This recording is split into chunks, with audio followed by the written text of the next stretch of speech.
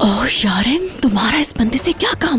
तुम्हारा बाप ठीक कह रहा था, तुम हम दोनों को हार्ट अटैक करा के ही दम लोगी।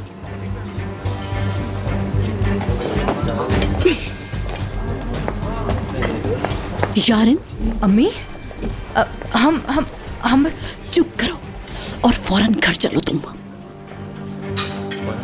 और तुम मेरी बात कान खोल के सुनो, मेरी बेटी से दूर रहो वरना अच्छा नहीं होगा। मैं जहरा की तरह नहीं हूँ, बंदूक उठाकर सबसे पहले मीरान को मारूंगी और उसके बाद तुम्हें। मैं किसी से डरती नहीं हूँ, उसके बाद जो भी होगा देखा जाएगा। और तुम जानते नहीं मैं गुस्से की भी कितनी तेज हूँ। ऐसा नहीं है, हम सिर्फ बातें कर रहे थे। क्या बातें कर रहे थे? बेवकूफ नहीं हूँ मैं, सब समझती हूँ। किसी और से जाके बातें करो। और तुम चलो मेरे साथ, चलो यहाँ से। तुम्हें तो मैं घर चल के बताती हूँ।